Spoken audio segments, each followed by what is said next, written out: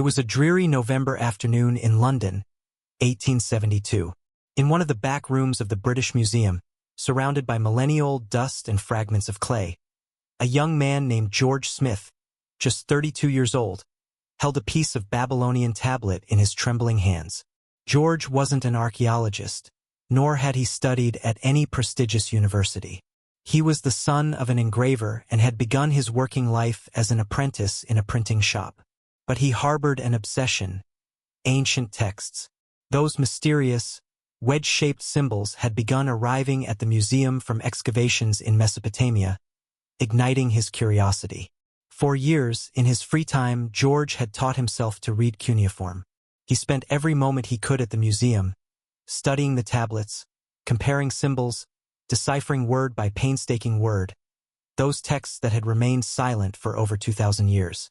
And at that moment, as his eyes scanned the lines of Tablet 11 of the Epic of Gilgamesh, his heart began to race. His hands trembled.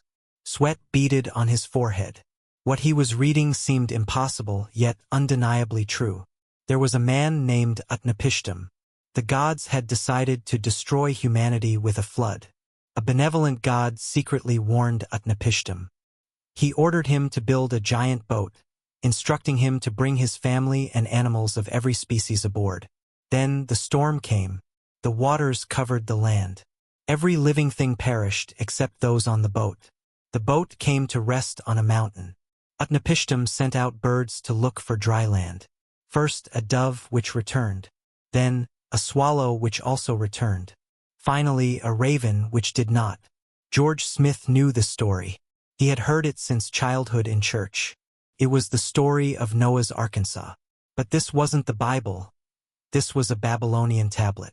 And according to the dates established by experts, this text was at least 1,000 years older than Genesis. What happened next became legendary in London's academic circles. Witnesses recounted that George Smith leaped from his chair and began running through the museum halls, shouting with excitement. To the utter astonishment of his colleagues, he began tearing off his clothes. So overwhelmed was he by the magnitude of his discovery. He had found proof that the most sacred story of the Old Testament, the Great Flood, wasn't original. Someone had told it before, long before. The Babylonians had written it on their clay tablets, and they had inherited it from an even older people, a people about whom little was known in 1872, a people whose very name was practically unknown to the Western world, the Sumerians. But this discovery was only the tip of the iceberg. In the decades that followed, as more and more tablets were unearthed from the sands of Mesopotamia, and as more texts were translated, a completely new picture of human history began to emerge.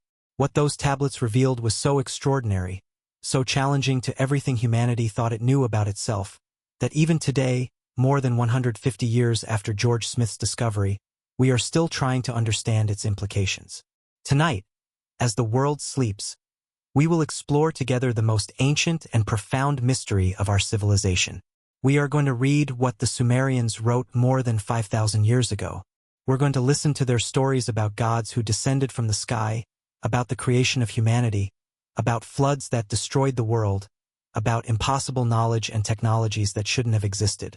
And we are going to ask the question that changes everything. What if it's not mythology? What if the Sumerian tablets are the oldest and most accurate historical record of who we really are and where we come from? Prepare for a journey that may forever transform your understanding of human history. Because what we will discover together tonight doesn't come from modern theories or recent speculation. It comes directly from the words written by humanity's first known great civilization. It comes from Sumer. To understand why the Sumerian tablets are so important, you first have to understand how extraordinary Sumer itself was. Because this wasn't just any civilization. It was the first, and it appeared in a way that still baffles archaeologists and historians. Imagine you are in southern Mesopotamia in what is now Iraq around 3500 BC. It's a landscape of river plains where the Tigris and Euphrates rivers meander, creating fertile valleys between expanses of desert. And suddenly, in just a few generations, cities emerge. Not villages, but true cities with populations of tens of thousands of inhabitants. Uruk, with its massive walls and great white temple rising towards the sky. Ur, with its organized streets and grand, stepped ziggurats. Eridu, which the Sumerians considered the most ancient city of all, the place where royalty first descended from the sky. These cities didn't evolve gradually from smaller settlements. There's no clear progression from simple huts to brick houses, from scattered villages to organized urban centers. It's as if someone designed these cities on a drawing board and then built them all at once with a plan already fully formed in mind. Archaeologists call this the Sumerian urban revolution, and it's one of the greatest mysteries of ancient history, because in every other civilization we know urbanization was a slow process. Rome wasn't built in a day, as the saying goes, and neither were Athens, Thebes, Mohenjo-daro, or any other ancient city. But the Sumerian cities seem to have been different. And along with the cities came something even more extraordinary: writing. Before 3200 BC, there is no known writing system anywhere in the world. Humans had spent tens of thousands of years as a species creating cave art, making tools, burying our dead with ritual and ceremony. But we didn't write. We couldn't preserve our complex thoughts, our stories, our knowledge beyond oral tradition. And then suddenly in Sumer writing appeared. At first, they were simple pictographic marks on clay tablets representing basic objects. An ox, a jar of grain, a human head. But in just 2 or 3 generations, this system evolved into something much more sophisticated. The symbols became more abstract, more stylized. They became phonetic representations that could express not only objects, but ideas, abstract concepts, and complex grammar. Scribes pressed their reed styluses into soft clay, creating those characteristic wedge-shaped marks that would give this writing its name. Cuneiform, from the Latin cuneus, meaning wedge. And here's what's extraordinary. From the moment this writing appeared, it was fully functional.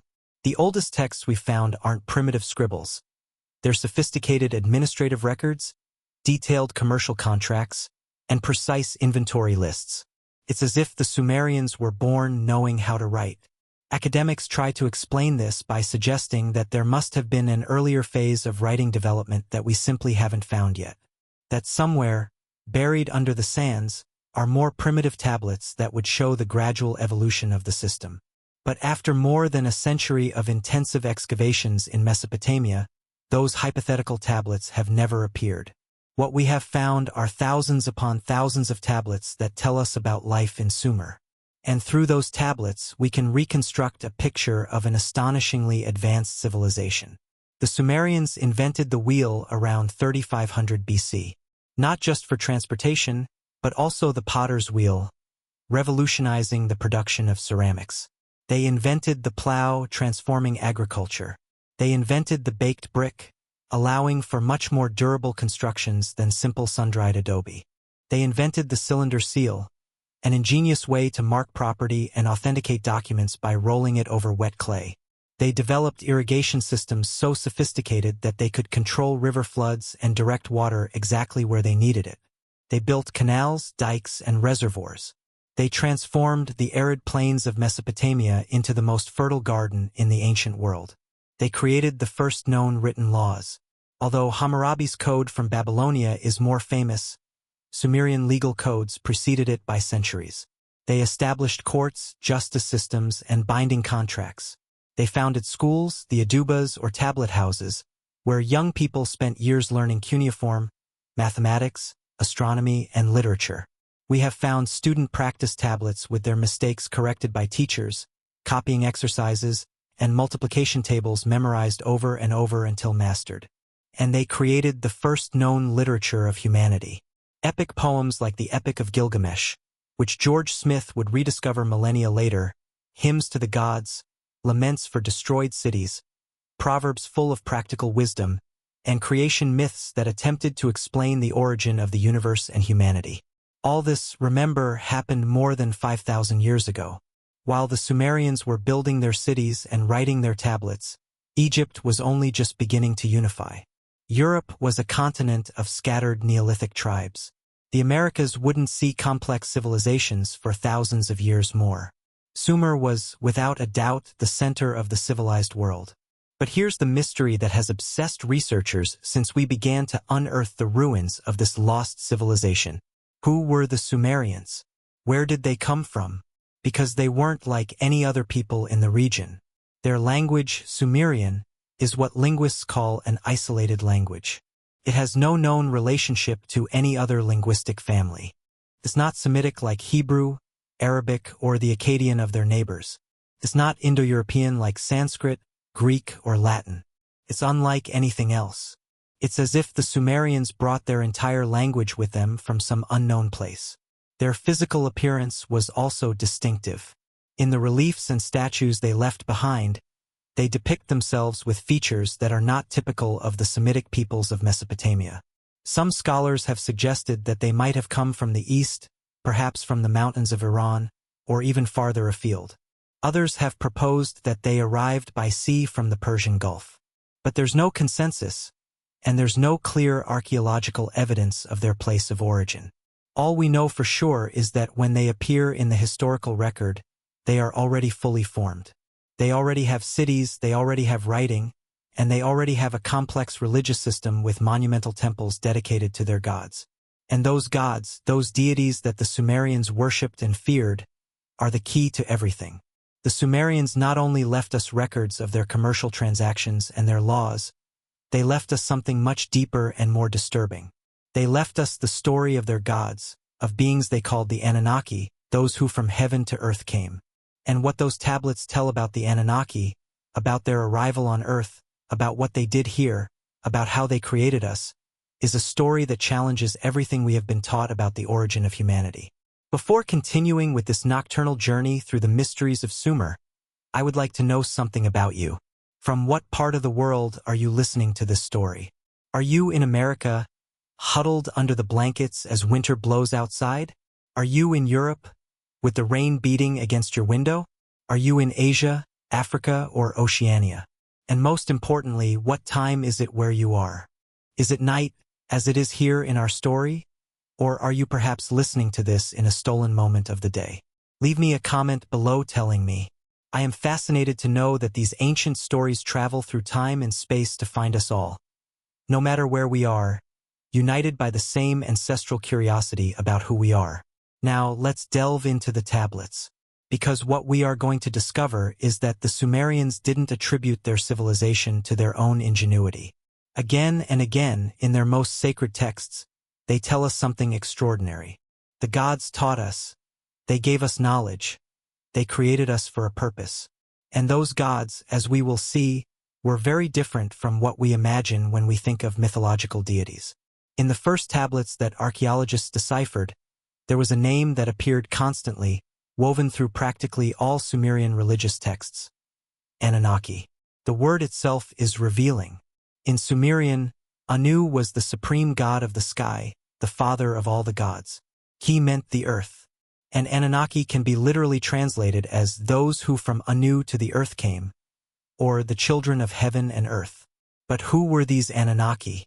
To answer that question, we have to dive into the Sumerian creation myths. And the story we are going to explore now is one of the oldest ever written by humanity. It's called the Poem of Atrahasis, and it dates to around 1800 BC in its most complete Babylonian form, although it is based on even older Sumerian texts. The story begins not with the creation of the universe, but at a later moment when the cosmos was already organized, but the earth was still young. The Anunnaki already existed and were described as powerful, immortal beings, or at least extremely long-lived, who had come to earth with a purpose. According to the text, in the beginning, the Anunnaki themselves had to work the land. They had to dig canals to control river floods, they had to build dikes, and they had to prepare the fields for agriculture. It was hard, exhausting, and never-ending work. And the Anunnaki who did this work were not the supreme gods. They were a lower class of deities called the Igigi. They were the workers, the servants of the great gods. For a long time, the Igigi performed their labor without complaint. But resentment grew. The work was too hard. The years turned into centuries, and they kept digging, building, and sweating under the Mesopotamian sun. Finally, their patience ran out.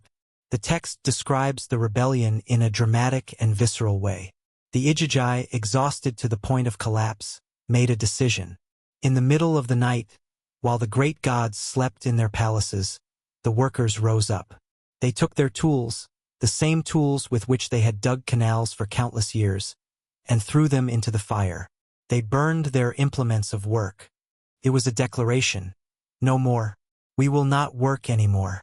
And then, in a torchlight procession that must have illuminated the entire Mesopotamian plain, they marched towards the palace of Enlil, one of the supreme gods. They beat on his doors, demanding an audience. Inside the palace, Enlil woke up startled. He called his vizier, his advisor, and asked him what that noise outside meant. The vizier looked out the window, and his face paled. "My lord," he said, "it's the Ijiji. They have come with torches. They have surrounded your palace. I think they plan to kill you." Enlil panicked. Although he was a powerful god, he was alone, and outside there were hundreds of enraged workers. He sent an urgent message to Anu, the father of all the gods, asking him to come immediately. Anu arrived, and with him came Enki, the god of wisdom and fresh water, known for his intelligence and his ability to solve complex problems. An emergency council of the great gods was convened. What to do about the rebellion of the Ijiji? Enlil was furious. He wanted to punish them, to execute the leaders of the revolt. But Anu was more pragmatic. He had representatives of the Ijiji brought in and allowed them to speak.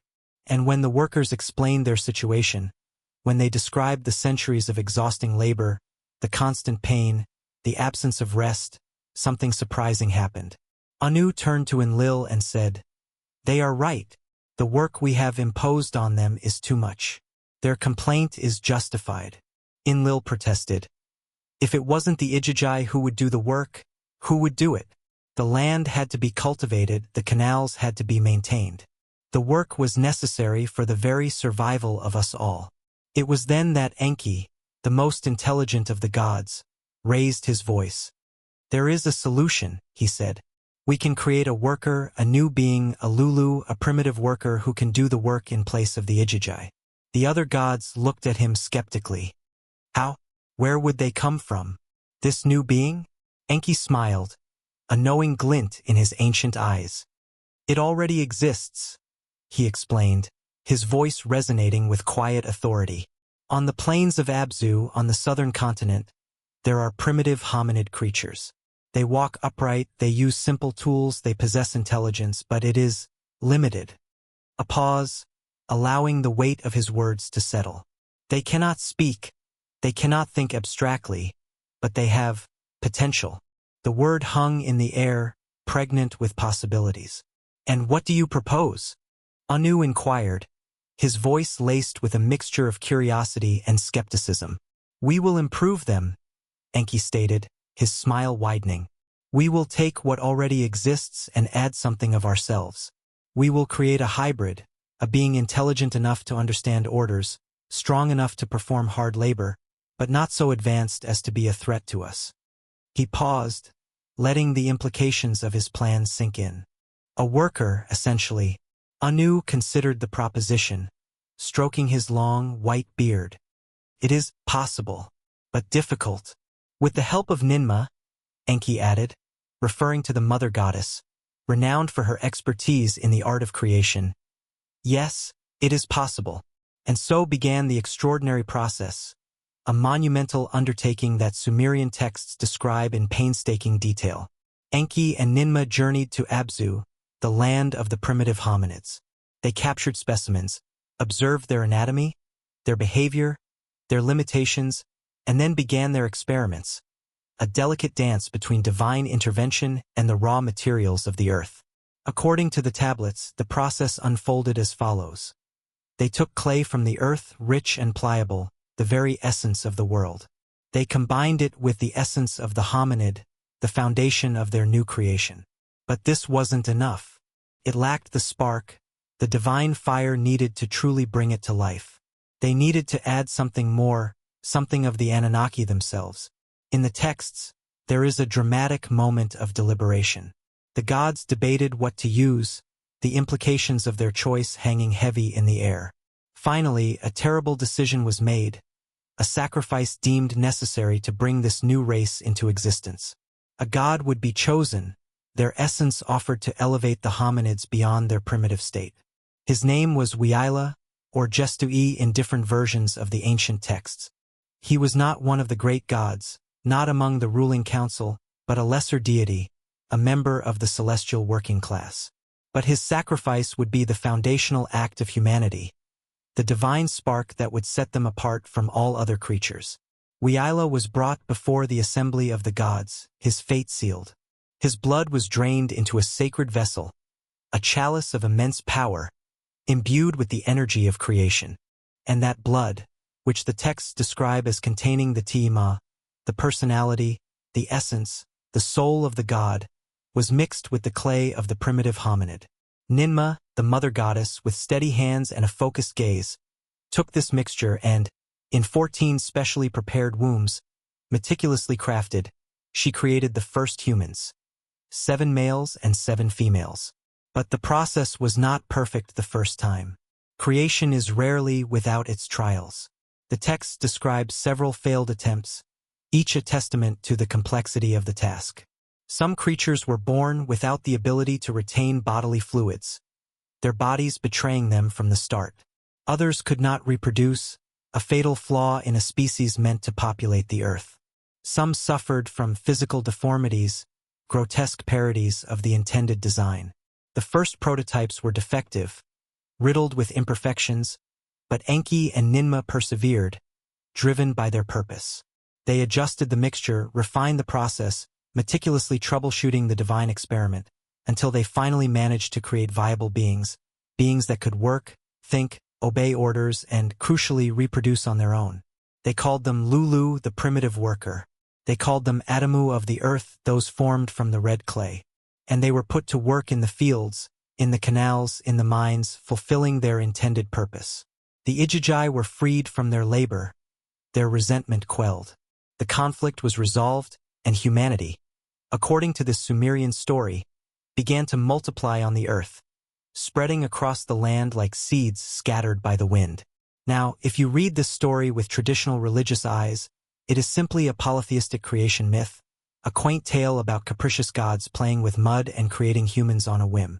But if you read it with modern eyes, if you truly consider what it is describing, the story becomes deeply unsettling. The Anunnaki did not use magic to create humans. There were no spells or incantations, no waving of hands or uttering of mystic words. They used a process, a method, a technique. They took a hominid that already existed, a primate that had naturally evolved over eons, and with careful calculation and purpose.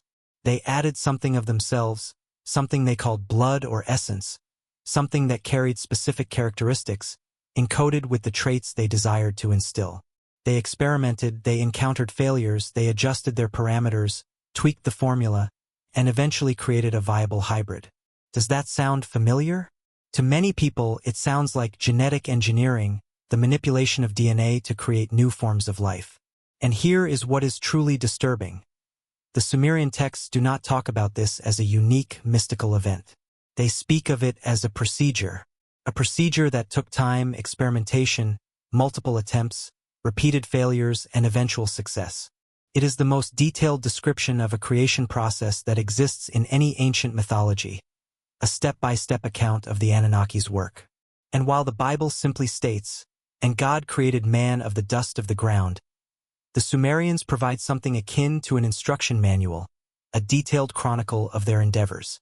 Of course, the scientific and academic community largely rejects any literal interpretation of these texts. Scholars of ancient languages caution against reading modern science into ancient mythology. It is anachronistic, they argue. The Sumerians were using the only metaphors available to them to explain the mystery of human origin, attempting to grapple with concepts far beyond their comprehension. And they are right to be cautious. We cannot simply assume that every ancient description of creator gods is evidence of extraterrestrial intervention or genetic manipulation.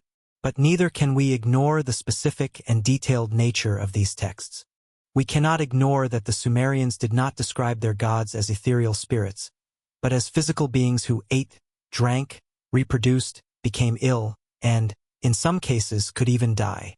The Anunnaki, according to the tablets, were not omnipotent, they were not omniscient.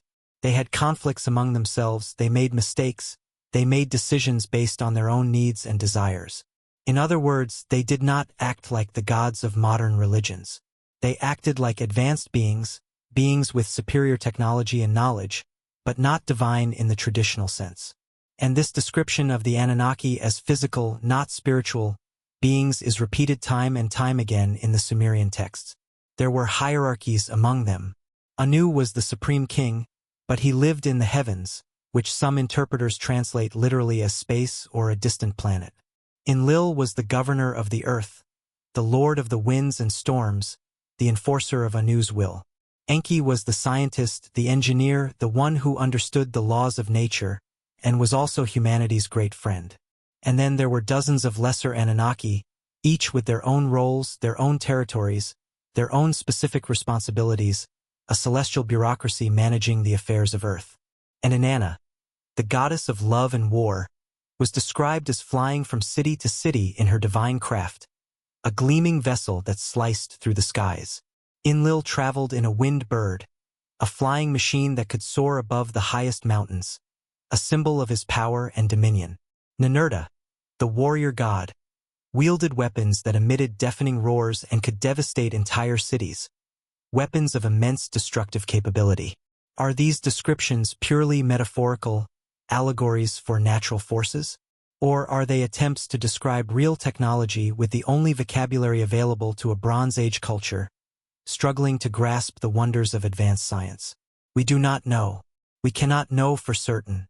But what we do know is this: the Sumerians absolutely believed that they had been created by the Anunnaki. They believed it so firmly that it formed the foundation of their entire society, their understanding of the world. The Sumerian kings did not rule by their own right. They ruled as representatives of the gods, intermediaries between the celestial realm and the mortal world. The temples were not just places of worship, they were literally the houses of the gods, the places where the Anunnaki were expected to reside when they visited Earth, their earthly abodes. And the Sumerians viewed themselves, without shame or resentment, as the servants of the gods, tasked with their maintenance and upkeep. Their purpose in existing was to work for the Anunnaki, to cultivate their fields, to build their temples, to offer them sacrifices, sustaining their existence. This stands in stark contrast to how later religions would conceive the relationship between gods and humans. In Judaism, Christianity, and Islam, humans are created in the image of God, and although they are expected to worship Him, they are not His slaves, but His children, inheritors of His divine grace. But in Sumeria, the relationship was different, more transactional. The gods created us to do a job, and if we did that job well, they would protect and provide. If we failed, they would punish us, dispensing swift justice. This pragmatic view of the divine is, in many ways, more consistent with the idea of the Anunnaki as advanced beings, but not omnipotent, than with the idea of all-powerful spiritual gods, figures of pure reverence and awe. And this view becomes even clearer when we examine the stories of conflict between the Anunnaki, particularly the story that is at the heart of the most important Sumerian myth of all, the story of the Great Flood, a cataclysm that threatened to wipe humanity from the face of the earth. There is a moment in the Epic of Atrahasis that is chilling in its cold rationality. Humanity has multiplied on the earth. We have fulfilled our purpose, working in the fields, building cities, maintaining the temples, but something goes wrong, a problem of cosmic proportions. The humans have become too numerous, and we are making too much noise. Yes, you read that right. According to the text, the primary problem with humanity was not our wickedness or corruption, although that is also mentioned in some versions. The problem was that we were noisy, disrupting the divine realm with our constant clamor. The text describes it thus: the humans had multiplied on the earth. The country was as full as a bellowing wild bull. The god Enlil was disturbed by their uproar, the cacophony of human existence. Enlil heard their noise and said to the great gods, "The noise of humanity has become too intense for me. With their uproar I can no longer sleep." Stop and think about that for a moment. The supreme god of the earth, the one responsible for the fate of humanity, wants to exterminate us because we are making too much noise and he cannot get any rest. It is an almost comically banal motivation for genocide, a petty grievance blown out of proportion. And it is so different from the biblical version of the flood, where God repents that he had created man because the wickedness of man was great on the earth, and every design of the thoughts of his heart was continually only evil. In the Bible, the flood is a moral judgment, a cleansing of sin. In Sumeria, it is population control, a divine solution to an earthly problem. Enlil convenes the other great gods and proposes his solution. We will eliminate the humans, he declares. They are a plague, we will drown them all. But not all the gods agree. Enki, the creator of humanity, the one who breathed life into the clay, is vehemently opposed, driven by a fondness for mankind. These are his creation. He feels an almost paternal affection for us. He cannot bear the idea of seeing us destroyed, his precious creations reduced to nothing. However, Enlil is powerful and eventually, the other gods side with him, succumbing to his influence. A decision is made. There will be a flood. Humanity will be eradicated, and all the gods must swear that they will not warn any human about what is to come. Enki takes the oath, bound by his word. But his cunning mind is already working, scheming a way to save us without technically breaking his solemn oath. There is one human in particular that Enki has been observing, a virtuous man worthy of salvation.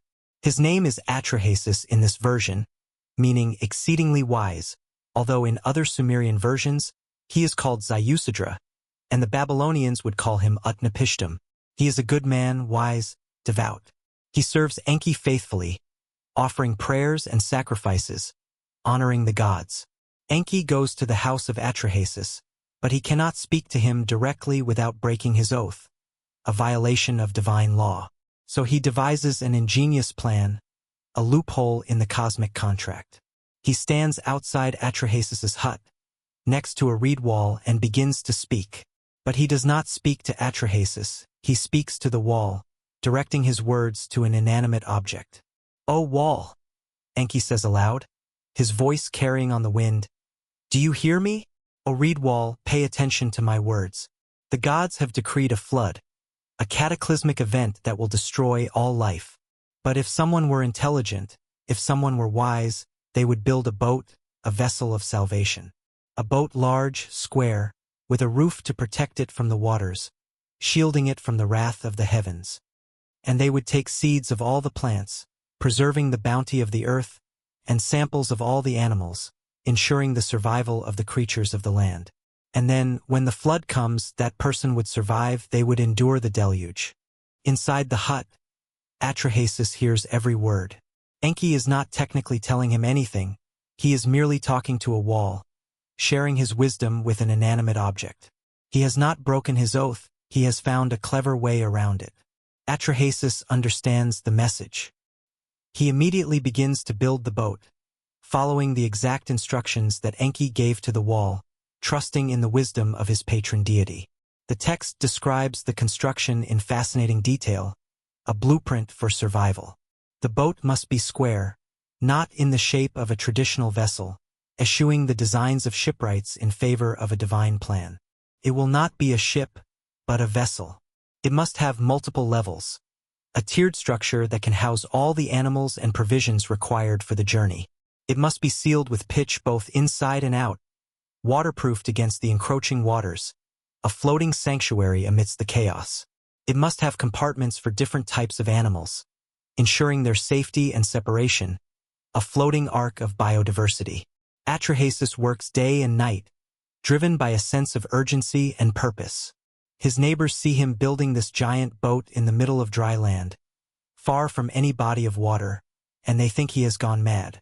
They mock him, they ridicule him, they question his sanity, casting aspersions on his character. They ask him why he is wasting his time on this foolish endeavor, questioning his wisdom, but Atrahasis does not listen to them. He knows what is coming. He has faith in the words of Enki. When the boat is finished, a testament to human ingenuity and divine guidance, Atrahasis begins to load it with provisions, grain, water, seeds, everything he needs to survive the coming flood. The tablets describe how he brings aboard all the beasts and birds of the field, everything that had life, preserving the essence of the world. And then, when everything is prepared, Atrahasis, his family, and the animals enter the boat, seeking refuge from the impending storm. Enki seals the door from the outside, ensuring their safety, and then begins.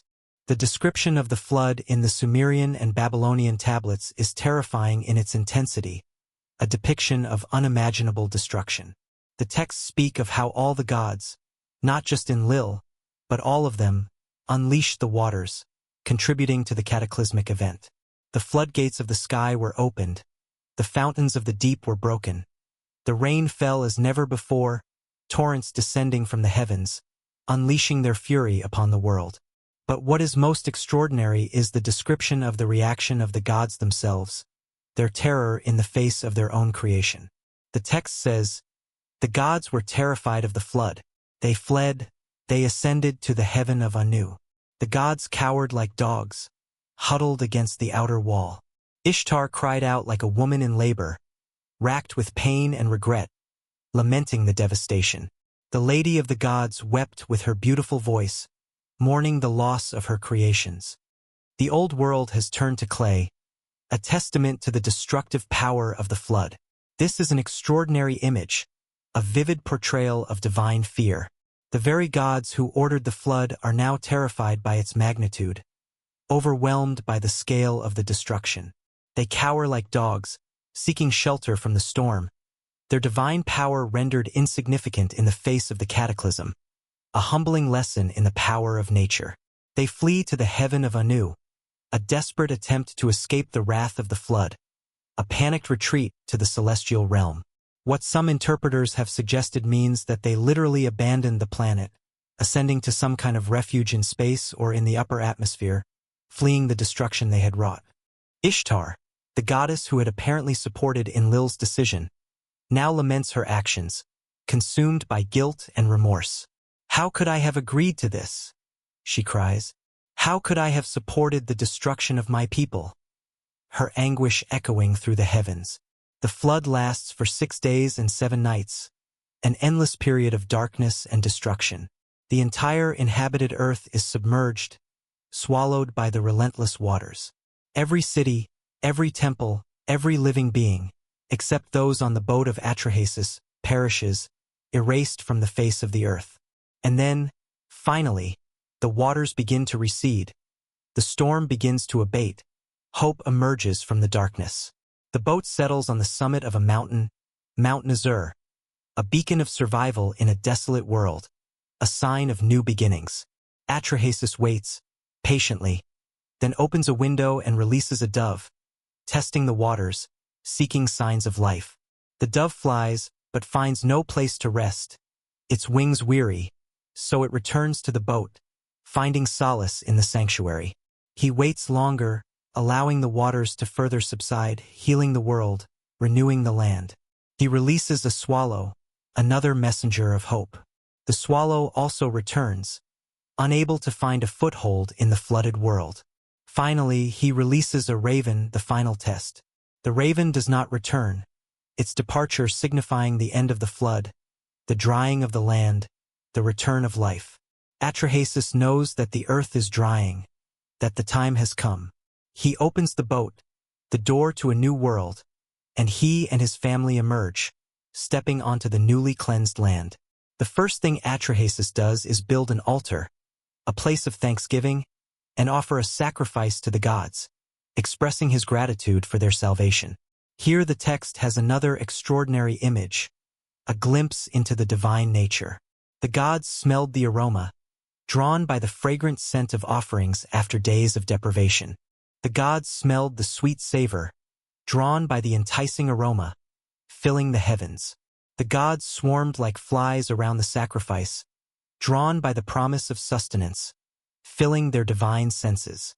Like flies, desperate, hungry, needy.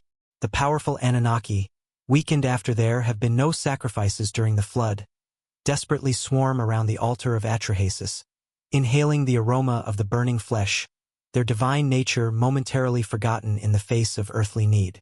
Enlil arrives last, delayed or reluctant, and when he sees the boat, a symbol of defiance, a reminder of his thwarted plan. When he sees Atrahasis and his family alive, defying his decree, he explodes in rage. Some living being has escaped, he screams, his voice echoing through the heavens, his fury barely contained. No man was supposed to survive the destruction, his frustration growing with each passing moment. He turns to the other gods, demanding to know who betrayed the oath, who dared to defy his will. His eyes finally land on Enki, the architect of humanity's salvation. Enki rises, defiant, and in one of the most powerful speeches in all of Sumerian literature, he defends what he has done, challenging the authority of Enlil, defending his actions. Yes, he says, I did it not directly, but I found a way, a loophole in your decree, and I do not regret it. You, Enlil, are wise, you are powerful, but you acted without thinking, your judgment clouded by anger. Humanity did not deserve total extinction. The punishment did not fit the crime. They had violated the order. Enlil protests, justifying his actions, defending his intentions. They were too noisy. They disrupted our rest. Then control their population in other ways. Enki responds, offering alternative solutions, suggesting a more measured approach. Send occasional famines, a natural check on their population. Send diseases, limiting their numbers. Limit their fertility, preventing them from overpopulating the earth. But do not destroy them completely. They are useful, they are necessary, and they are ours, our creations. The other gods murmur among themselves, debating the merits of each argument, weighing the consequences of their actions. Some agree with Enki, recognizing the value of humanity. Others support Enlil, believing in the necessity of order and control. But in the end, a compromise is reached, a balance between destruction and preservation, between control and freedom. Humanity can continue to exist, but they will be limited, their potential curtailed. Our lifespan will be shortened, our lives truncated. We will no longer live for the centuries that the first humans supposedly lived, those who basked in the glow of divine creation. We will be more susceptible to diseases, vulnerable to illness and decay, our bodies betraying us with age. Infant mortality will be high, a constant reminder of our mortality, a check on our population growth, a harsh reality in a world still recovering from devastation. And there will be natural limits to how much we can multiply, preventing us from becoming too numerous again, averting another divine intervention. In other words, we will be exactly as we are now, mortal, vulnerable, and limited. And Atrahasis and his family are blessed, rewarded for their faithfulness and wisdom. To them, and only to them, is granted extended longevity, a symbol of divine favor, a testament to their virtue. In some versions, they are even granted immortality, allowed to live in a special place at the edge of the world, a paradise far removed from the struggles of mortal existence, a reward for their unwavering loyalty. This is the story of the Great Flood, according to the oldest texts we possess, a tale of destruction and salvation, of divine judgment and human resilience. And when you compare it to the biblical version, the similarities are impossible to ignore, a testament to the shared cultural heritage of the ancient world, the transmission of myths and legends across generations. But the differences are also revealing, offering unique insights into the beliefs and values of the Sumerian and Hebrew cultures. In the Bible, the flood is an act of God, a moral judgment on a sinful humanity, a cleansing of wickedness. Noah is saved because he is righteous, a beacon of virtue in a world consumed by sin, and the purpose of the flood is to cleanse the world of evil and start anew with a renewed covenant between God and humanity, a promise of redemption. It is a story with moral weight, a message of divine justice. It is a story about sin, repentance, and redemption, the core tenets of Judeo-Christian belief. In the Sumerian texts, the flood is an act of population control gone wrong, a desperate attempt to solve a problem that spiraled out of control. Atrahasis is saved because his personal divine patron, Enki, cannot bear to see him die, intervening on his behalf out of compassion and affection. And the purpose of the flood, according to Enlil at least, was simply to get rid of a noisy nuisance, an irritation that disturbed his divine slumber. There is no moral weight, no sense of divine justice. It is a conflict between gods over how to manage their creation, a power struggle in the celestial realm. Which version is the original? Which came first? Chronologically, the Sumerian. The Sumerian civilization predates the Hebrew civilization by millennia, making their account the older of the two. Which version is more faithful to a real historical event, if such an event occurred, leaving its mark on human memory? Impossible to know, lost to the mists of time. But here is the deeper question, the query that resonates through the ages. Why does this story appear in so many cultures, echoing across continents and civilizations? The flood myth permeates human history. The Sumerians have their version, the oldest written account we possess, a testament to their influence. The Hebrews adapted that version into the story of Noah, imbuing it with their own moral and theological perspectives. The Greeks had Deucalion, who survived a flood sent by Zeus, a Greek counterpart to the biblical and Sumerian narratives. The Hindus had Manu, saved by the god Vishnu in the form of a fish, a divine intervention from the Hindu pantheon. The ancient Chinese had Gunyu, tasked with controlling the Great Flood, a challenge of epic proportions. Native American cultures, from Alaska to Tierra del Fuego, have stories of great floods, their own unique adaptations of the universal theme, woven into their oral traditions. The Mayans had a story. The Mayans spoke of previous humanities that were destroyed by floods. The Incas recounted a deluge that submerged even the highest mountain peaks. Australian Aboriginals and Polynesians also harbor flood myths within their cultural narratives. It's a testament to its profound impact that the story of a catastrophic flood stands as one of the most universally shared tales across human mythology. It seems like this memory is encoded within the cultural DNA of our species. Why is that? What primal fear or ancestral experience could have etched this narrative so deeply into our collective consciousness? Geologists offer potential explanations. The end of the last ice age, roughly 11,000 to 12,000 years ago, triggered a dramatic rise in sea levels as glaciers melted. This inundation would have submerged vast swathes of coastal land, directly impacting human populations that inhabited those areas. Imagine the sheer terror and displacement experienced by those communities, their homes and livelihoods swallowed by the relentless advance of the sea. There's also evidence of localized catastrophic flooding events throughout history. The Black Sea deluge around 5600 BC stands as a prime example. The Mediterranean Sea breached the narrow Bosporus Strait, inundating what was once a freshwater lake and transforming it into the Black Sea we know today. These floods would have undoubtedly left indelible impressions on the societies that experienced them.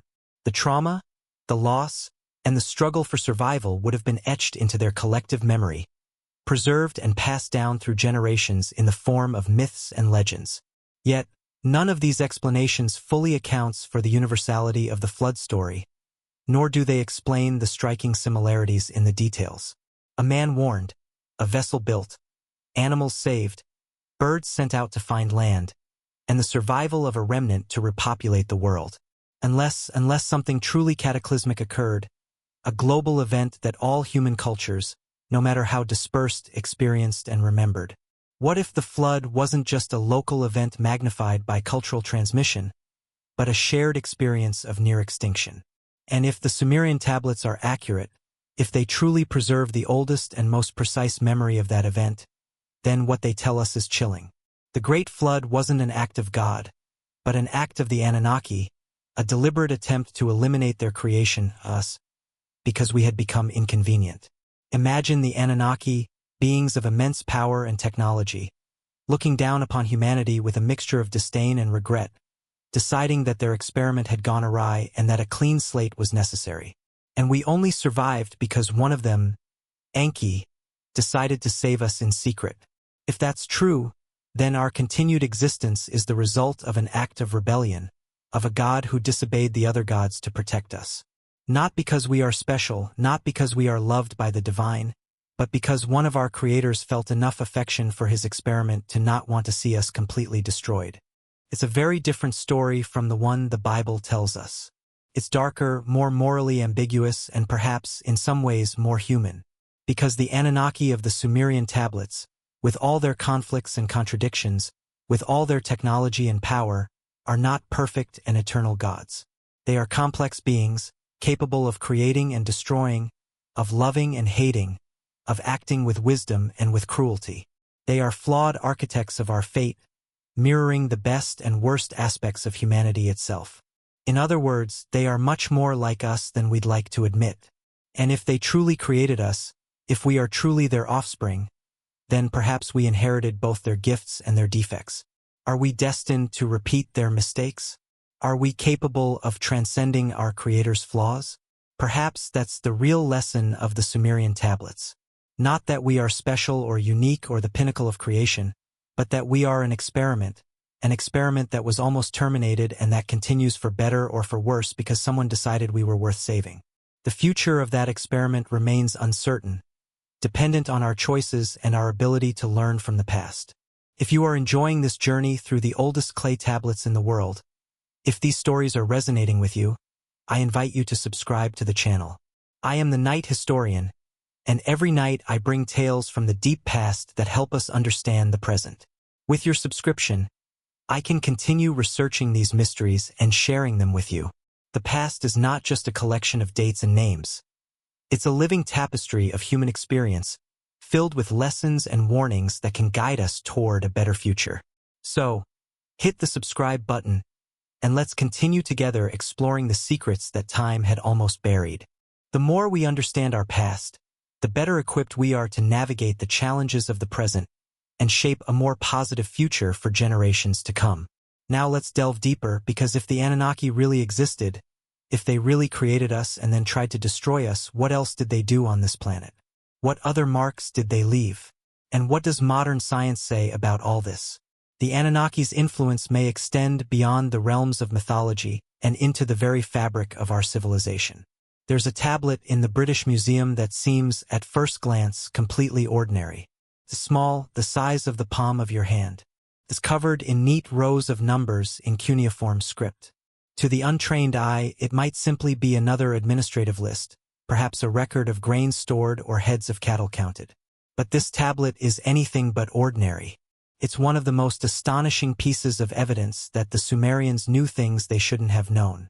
The tablet is called Plimpton 322, named after George Arthur Plimpton, the collector who donated it to the museum. It was written around 1800 BC in Babylon, but it's based on mathematical knowledge that the Babylonians inherited directly from the Sumerians. What it contains is a table of Pythagorean triangles, Pythagorean triples to be precise.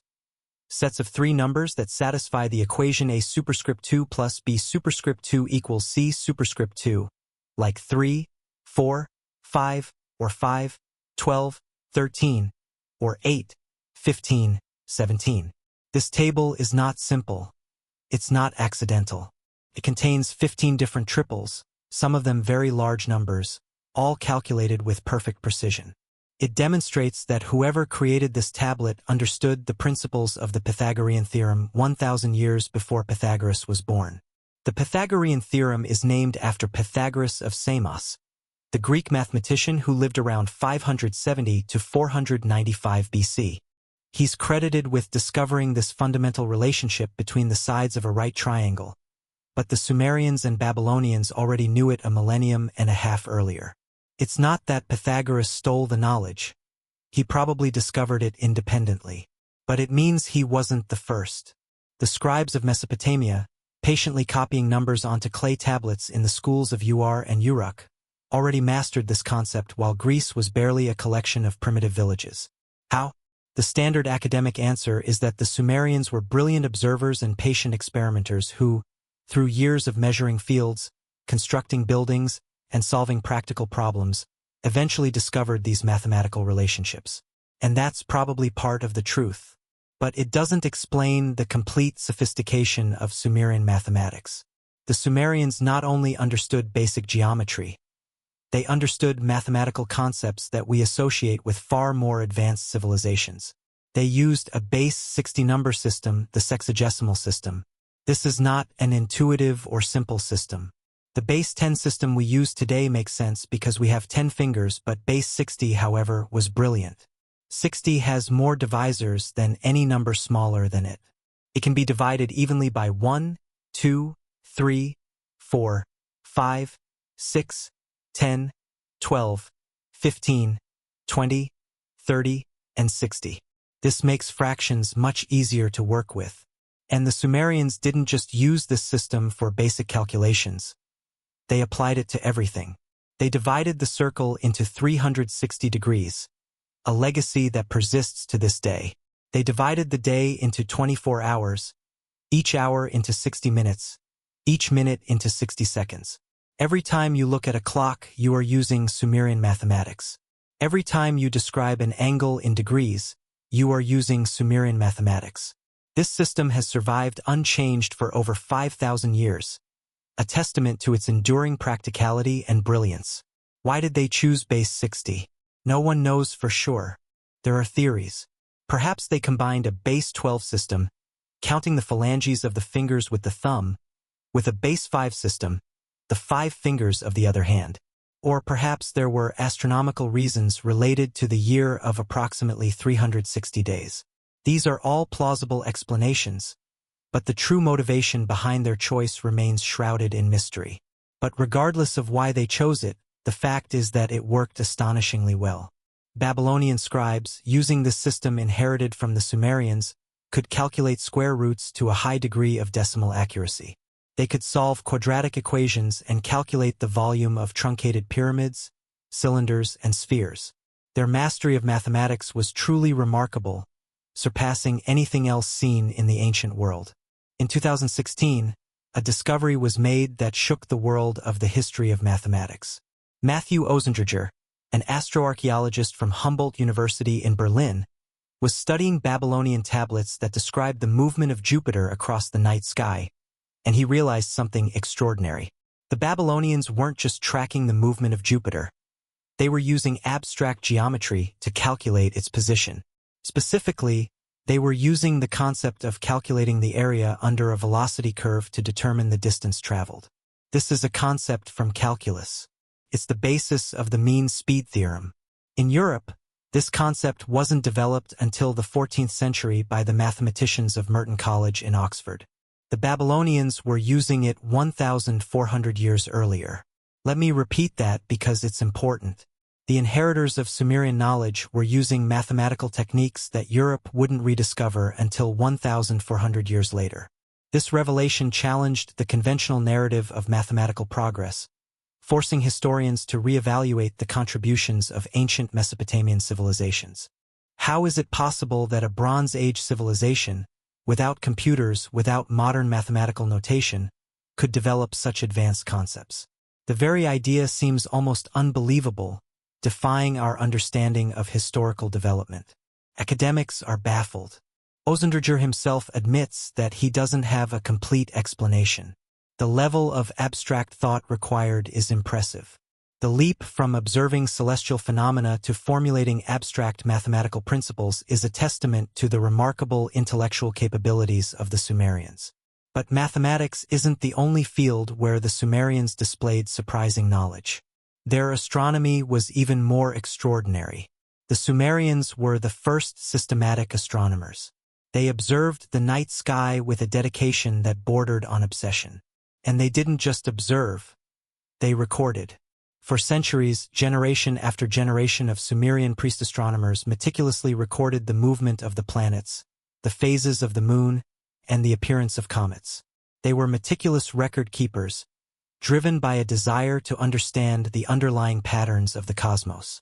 They created the first star maps and divided the sky into constellations. And here's what's fascinating. Many of our modern constellations originated in Sumeria: Taurus, Leo, Scorpio, and Capricorn. The Sumerians named them first. They gazed into the heavens and saw patterns that still resonate with us today. They developed sophisticated lunar calendars that could accurately predict the phases of the moon. And then they developed lunisolar calendars that reconciled the lunar cycle with the solar year, something that requires complex mathematics. They could predict eclipses, a feat that required centuries of meticulous observation and calculation. This is extraordinary. Solar eclipses follow a cycle called the Saros, which lasts approximately 18 years. To discover this cycle, you need precise observations over multiple generations. The Sumerians achieved it. They understood the predictable rhythms of the cosmos, unlocking secrets that remained hidden from other cultures for centuries. They knew the planets visible to the naked eye: Mercury, Venus, Mars, Jupiter, and Saturn. They gave them names and associated them with their gods: Merkablos with Mars, Dilbat with Venus, and Shitter with Mercury. These are the Sumerian names, but here is where things become controversial. Some researchers have argued that the Sumerians knew more planets than can be seen with the naked eye. They have pointed to cylinder seals and reliefs that appear to show the solar system with more than the 5 visible planets. The most famous of these is the cylinder seal VA243, which shows a solar symbol surrounded by what appear to be 11 points or spheres. Zechariah Sitchin argued that this was a representation of the entire solar system, including Uranus, Neptune, and a supposed 12th planet called Nibiru. Sitchin's theories, though popular, are largely dismissed by mainstream scholars. Academics have refuted this interpretation severely. They point out that the symbols could represent stars, not planets, that Sumerian iconography was not literal but symbolic, and that Sitchin systematically misinterpreted the texts. And they are right on many of these points. The evidence that the Sumerians knew all the planets in the solar system is, at best, circumstantial and at worst, completely erroneous. But even if we completely discard the more extreme claims, we are still left with an undeniable fact.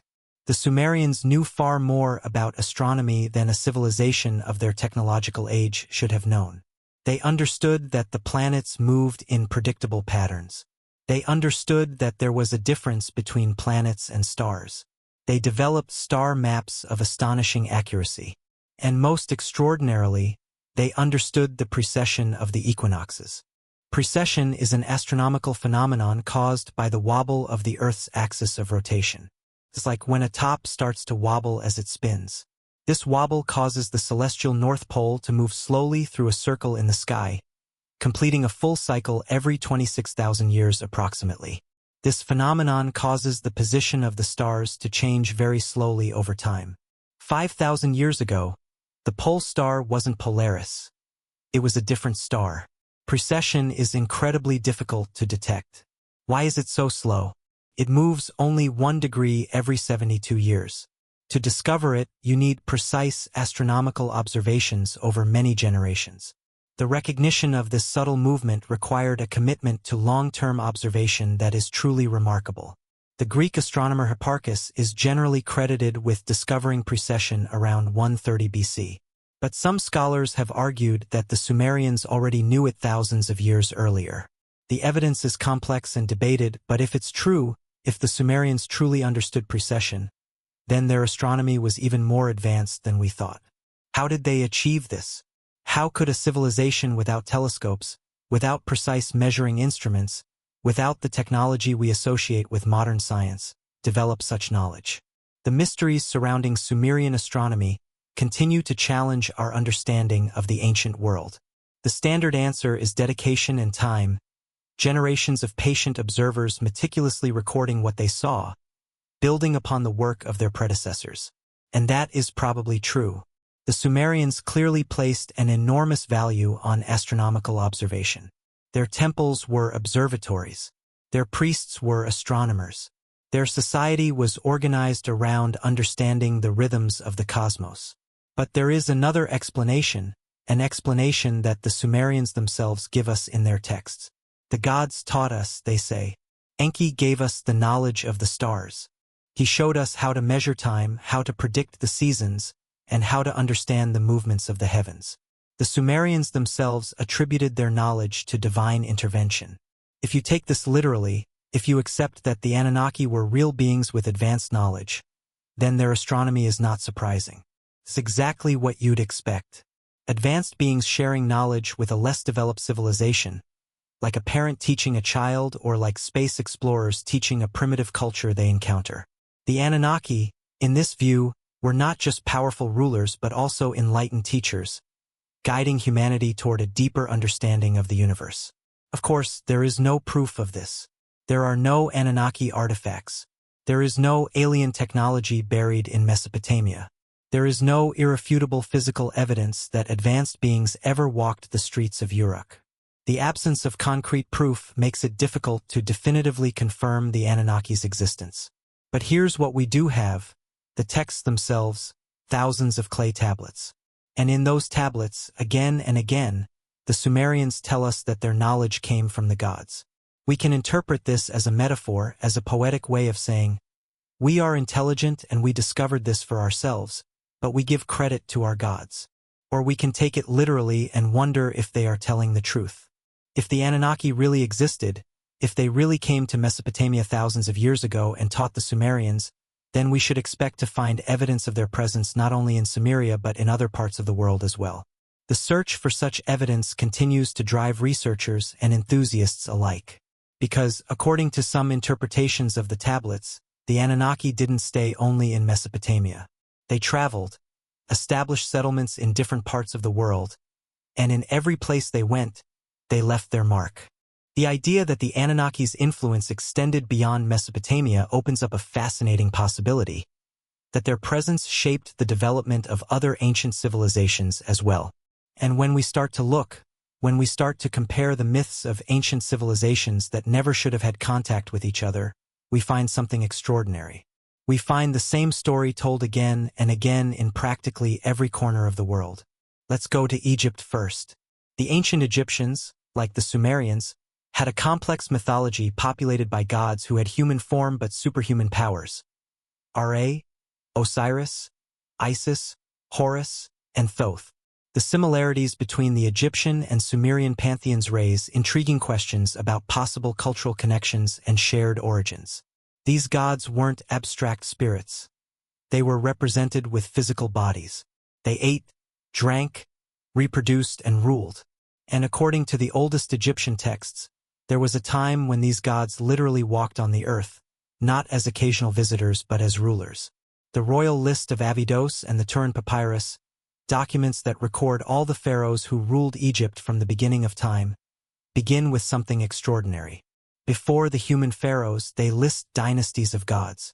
The earliest Egyptian historical records speak of a time when the gods ruled the land directly, shaping its culture and establishing its laws. The Neteru, the gods, reigned in Egypt for tens of thousands of years. Ra ruled for thousands of years. Thoth ruled. Horus ruled. And then came the Shemsuhor, the followers of Horus, semi-divine beings who also reigned for millennia. The transition from divine rule to human rule is a pivotal moment in Egyptian history, marking the end of a mythical age and the beginning of a new era. Only after these divine dynasties do the human dynasties begin, with pharaohs like Narmer and Menes. Conventional Egyptologists dismiss the sections about the gods as mythical prehistory, not actual historical records. But what if they aren't? What if these accounts contain a kernel of truth, reflecting a time when beings of immense power and knowledge interacted directly with humanity? And here is the intriguing connection. Thoth, the Egyptian god of wisdom, writing, and magic, is almost identical in function and character to the Sumerian Enki. Both are gods of wisdom. Both taught humans to write. Both are described as protectors of humanity. The shared attributes and roles of Thoth and Enki suggest a possible link between these two figures, raising the possibility of a common origin or influence. Both have secret knowledge about the creation of the universe. Both are associated with water. Enki is the god of fresh water. Thoth is connected with the moon, which controls the tides. Some researchers have proposed that Thoth and Enki might be the same being known by different names in different cultures. The idea that these two gods are, in essence, the same entity offers a tantalizing glimpse into a shared cultural heritage that stretches back to the dawn of civilization. And if that theory is true, then the knowledge we see in Sumeria and Egypt could have the same source, because Egypt also shows signs of advanced knowledge. The parallels between Sumerian and Egyptian knowledge suggest a possible link between these two cultures, raising questions about shared sources of information and cultural exchange. The pyramids of Giza, especially the Great Pyramid of Cheops, are engineering marvels that defy easy explanation. The Great Pyramid is aligned with the cardinal points with a precision of just 360th of a degree. It surpasses even the Royal Observatory in Greenwich, built millennia later. The colossal stone blocks are fitted together with such infinitesimal gaps that not even the thinnest sheet of paper can be slipped between them, a feat made all the more astonishing when one considers the immense weight of each block, some weighing several tons. How was this achieved? The conventional explanation points to the use of ramps, pulleys, and the tireless efforts of thousands of workers spanning decades. While this undoubtedly played a role, it likely isn't the complete picture. Modern engineers, in their attempts to replicate the proposed techniques, have encountered significant challenges. The numbers, in many instances, simply don't add up. This leads us to Mesoamerica, to the lands inhabited by the Maya and Aztec civilizations. Like the Sumerians and Egyptians, the Maya were meticulous observers of the celestial sphere. They developed calendars of staggering accuracy. Their long count calendar could track dates across millions of years. Their solar year, calculated at 365, 2,420 days, is even more precise than the Gregorian calendar that we use today. They constructed pyramids, aligning their cities with astronomical events. Their mythology spoke of gods who descended from the heavens.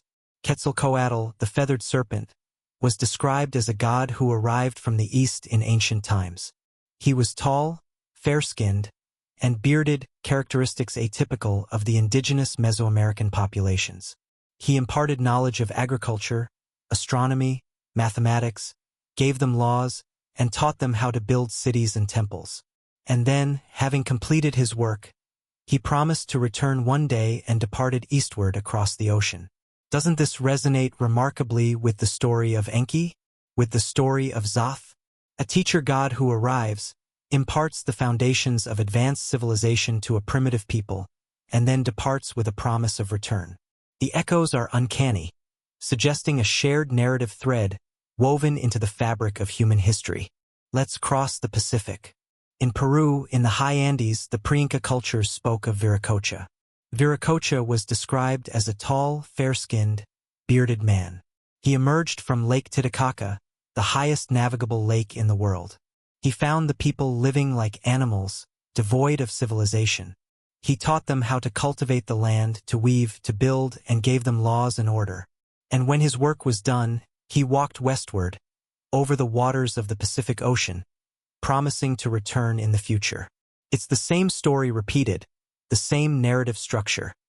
A civilizing teacher god who imparts knowledge and then departs. The consistency is striking, demanding a deeper examination. What are we to make of these tales? Are they simply chance resemblances, or are they whispers of a forgotten past? How does conventional history account for these striking similarities? The usual explanation invokes the psychological concept of archetypes. Carl Jung argued that certain symbols and narratives are universal because they emerge from the collective unconscious of humanity. The civilizing hero is an archetype that appears naturally in all cultures because it reflects a fundamental human psychological need. This is a compelling idea, and it goes some way towards explaining the similarities. And there is truth in that. Human cultures share much in common because we are the same species with the same basic needs and the same existential questions. We all grapple with the mysteries of life, death, and the universe, so it is perhaps unsurprising that some common themes emerge in our stories. But the archetype doesn't explain the specific details. It doesn't explain why, in so many cases, these gods come specifically from the sky or over the water. It doesn't explain why they all teach the same things: agriculture, astronomy, mathematics, writing.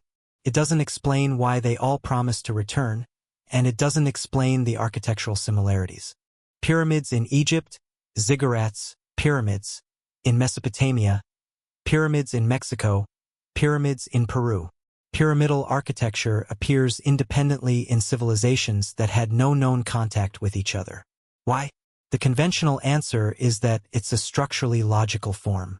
If you want to build a tall and stable structure, a pyramid is a sensible choice, right? But it doesn't explain why so many of these pyramids are astronomically aligned. The 3 pyramids of Giza are aligned with the 3 stars of Orion's belt. The Mayan pyramids are aligned with specific solar and lunar events. The ziggurats of Mesopotamia were oriented towards the cardinal points. All of these civilizations looked to the sky. All regarded astronomical knowledge as sacred, and all built massive monuments aligned with the heavens. Coincidence? or evidence of a common source of knowledge. Now, if I say a common source, many people immediately think of extraterrestrials, spaceships, beings from other planets visiting Earth in antiquity. And that is certainly one possible interpretation. It's the one popularized by Erich von Däniken, Zecharia Sitchin, and others. But there are other possible explanations. Some researchers, like Graham Hancock, have proposed that there was an advanced civilization on Earth before the end of the last ice age, roughly 12,000 years ago. This civilization, which Hancock sometimes calls the lost civilization or the marine culture, had advanced knowledge of astronomy, mathematics, and navigation. When a global catastrophe occurred, perhaps the impact of a comet or dramatic climate change at the end of the ice age, this civilization was destroyed. But some survivors dispersed around the world, and these survivors became the gods of later cultures, teaching them the rudiments of civilization. This theory would explain the similarities between ancient cultures without requiring extraterrestrial intervention, but it requires that there was a global advanced civilization before Sumer, of which we have no clear archaeological evidence. Another possibility, perhaps contact between ancient civilizations, was much more extensive than we think. Perhaps there was transoceanic trade, cultural exchange, and diffusion of ideas long before conventional historians accept. Is there any evidence of this? Traces of cocaine and nicotine have been found in Egyptian mummies, substances that only exist in plants from the New World. How did they get there? Was there contact between Egypt and the Americas before Columbus? It's possible, but not proven. And then there's the most extraordinary explanation of all, the one that the Sumerian tablets offer us directly. The Anunnaki traveled. They weren't just in Mesopotamia. Enki established settlements in the Apu, which some interpreters locate in Africa. Inanna received dominion over the Indus Valley. Other Anunnaki ruled other parts of the world, and in each place they went, they taught humans, gave them knowledge, and when they left, they became the gods of those cultures. If this interpretation is correct, then the similarities between ancient civilizations are not coincidence or human contact. They are evidence of a common source. The Anunnaki themselves sharing their knowledge with different human populations around the world. It's an extraordinary theory, and as Carl Sagan said, extraordinary claims require extraordinary evidence. Do we have that evidence? Not conclusively. There are no Anunnaki artifacts, no alien technology, no irrefutable proof. What we have are the texts, the clay tablets, the stories carved in stone thousands of years ago. And those stories, again and again, tell us the same thing. They came from the sky, they taught us, and then they left. We can dismiss it as mythology, as the way primitive cultures explained natural phenomena that they didn't understand. Or we can consider it, we can ask ourselves, what if they are trying to tell us the truth in the only way they could, with the language and concepts available to them? I don't have the answer. Nobody has it for certain, but I know this. The more we learn about ancient civilizations, the more we realize how much we don't know. And the Sumerian tablets, the oldest texts of humanity, invite us to consider possibilities that challenge everything we've been taught about our past. The night is advancing. If you're still awake listening to me, it means you've traveled with me through 5,000 years of history. We've walked the dusty streets of Uruk. We've read the clay tablets that the scribes pressed with such care. We've listened to the stories of gods who descended from the sky and created humanity. And now, at the end of this journey, we must confront the question with which we began. What if the Sumerian tablets reveal the real story of humanity? I'm not going to tell you what to believe. That's not my function. My function is to present the information, show you what the texts say, and let you decide for yourself. But I want to offer you some final reflections as we prepare to say goodbye tonight. First, the Sumerian tablets are real. The texts exist. They are not modern inventions or frauds. They are ancient documents written thousands of years ago that survived buried in the sand until archaeologists unearthed them in the 19th and 20th centuries. Second, these texts contain knowledge that is difficult to explain. The Sumerians knew advanced mathematics, had sophisticated astronomical knowledge, and appeared out of nowhere with a fully formed civilization. Academics have explanations for all of this. They say that the Sumerians were brilliant observers and thinkers who developed their knowledge through centuries of patient work, and they are probably right. Human intelligence is extraordinary. We don't need to invoke aliens to explain human ingenuity.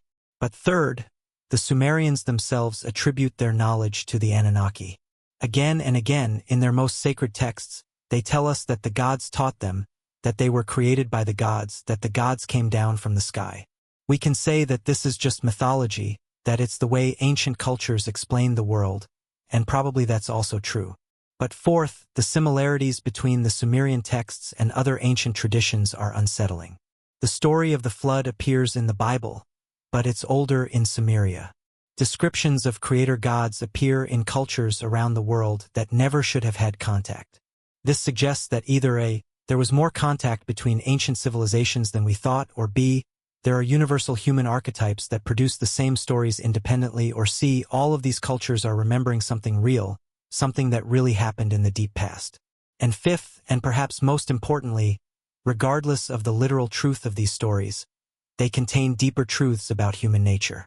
The Sumerian tablets show us that the fundamental questions we ask today are the same ones that humans have been asking for thousands of years. Where do we come from? Why are we here? Is there something bigger than us in the universe? Are we alone? The Sumerians answered these questions with their myths of the Anunnaki. We answer them with science, with religion, with philosophy. But the questions remain. And here's what I find most fascinating. The Sumerian tablets do not present the gods as perfect. The Anunnaki are complex, fallible, and contradictory. They create humanity, but then they regret it. They love us, but they also fear us. They teach us, but they also limit us. In other words, if the Anunnaki are real, they are not the omnipotent and benevolent gods of modern religions. They are something more complicated, more ambiguous. And perhaps that ambiguity is the most real thing of all. Because if you look at human history, if you look at our relationship with power, with technology, with creation itself, you see the same ambiguity. We are capable of extraordinary things. We've gone to the moon. We've sequenced the human genome. We are in the process of developing artificial intelligence that could surpass our own cognitive abilities. And at the same time, we are capable of extraordinary destruction. We've created weapons that could erase all life from the planet. We are altering the climate of the Earth. Our own creations sometimes terrify us. Perhaps that's the real lesson of the Sumerian tablets. Not necessarily that extraterrestrials created us, but something deeper, that creating intelligent life is complex, that those who create have responsibilities towards their creation, that the power to create carries the danger of destroying, and that the relationship between creator and created is always complicated, always full of love and fear, pride and regret. If we are the creation of the Anunnaki, then we are their heirs. We inherit their intelligence, their curiosity, their capacity to build and discover, but we also inherit their flaws, their conflicts, their capacity for destruction. And if we are the product of natural evolution, without divine or extraterrestrial intervention, then the lessons are the same. We are a powerful species, capable of great achievements, but we are also responsible for our actions. Our future depends on the choices we make. The Sumerian tablets at the end of the day are a mirror. They show us ourselves, our fears, our aspirations, our eternal questions. And that, I believe, is why they remain relevant today, 5,000 years after they were written. Because the questions they posed then are the questions we are still asking now. Where do we come from? Why are we here? Is there anyone else out there? And if there are, will they ever return? The Sumerians believed that the Anunnaki would return. Many of their prophecies spoke of a future time when the gods would walk on earth again. That time has not come. Or perhaps it did come and we didn't recognize it. Or perhaps they never existed to begin with. I don't know. What I do know is that these stories matter to us.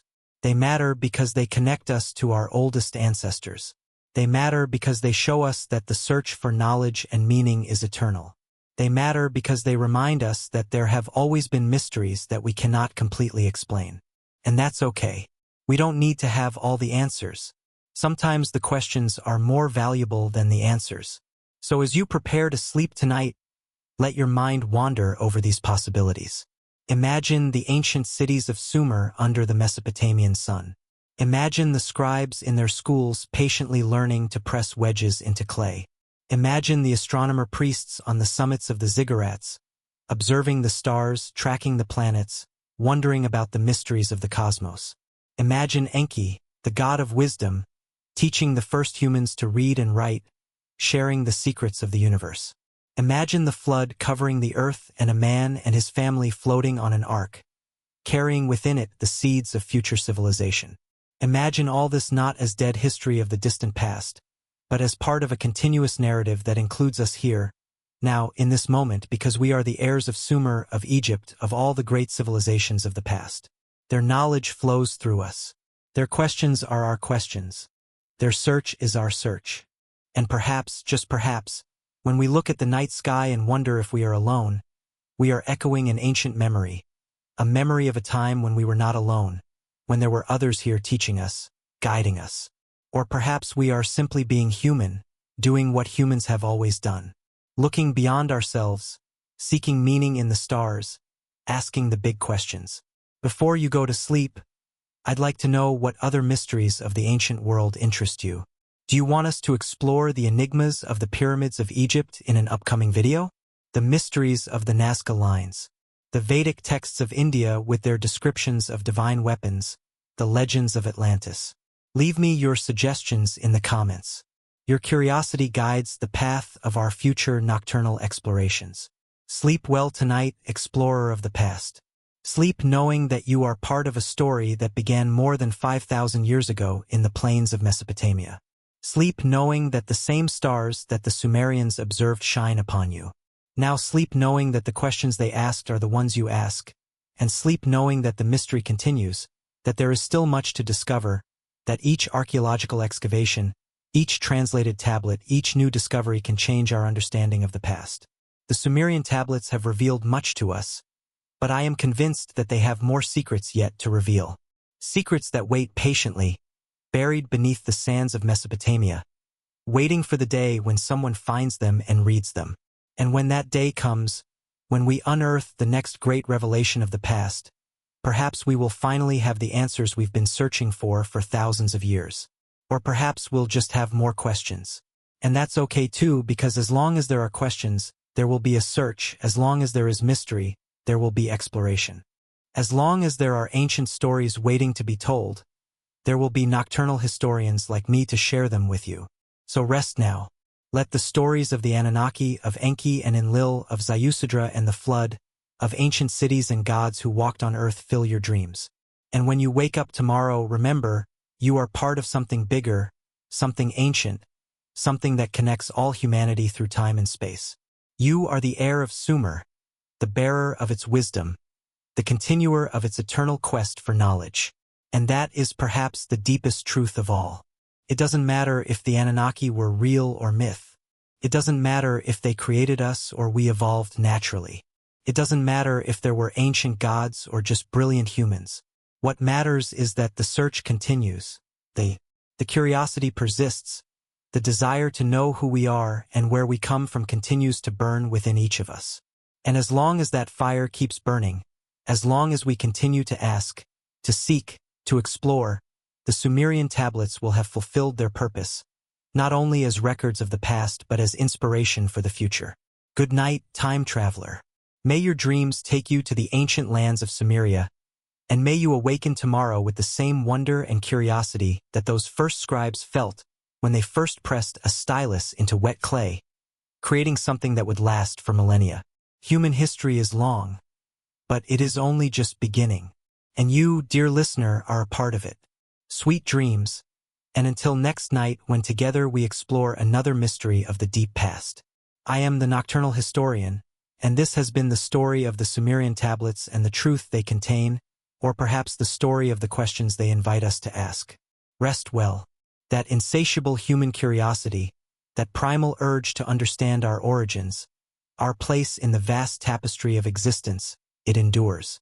Like an ember glowing in the darkest night, the quest to know who we are, where we came from, refuses to be extinguished.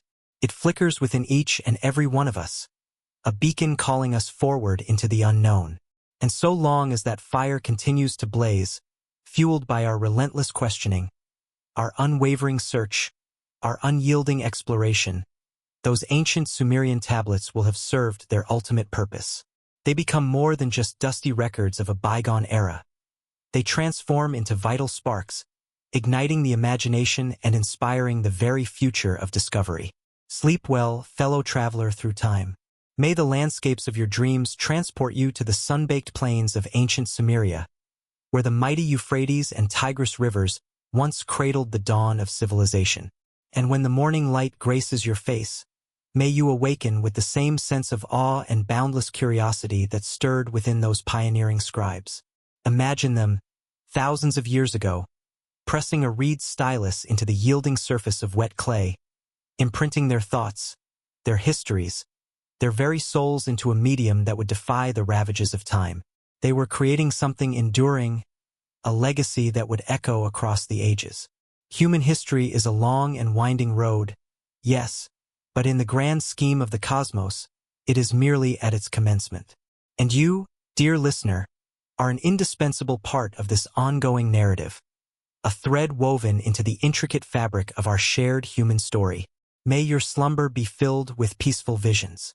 And until we meet again next night, when we shall plunge into the depths of another enigma from the distant past, I bid you adieu. I am your nocturnal historian, your guide through the labyrinthine corridors of time. Tonight, we have journeyed through the enigmatic world of the Sumerian tablets, seeking the elusive truth they hold within their cuneiform script. Or perhaps we have simply pondered the profound questions they prompt us to contemplate. May you find rest and tranquility. Good night.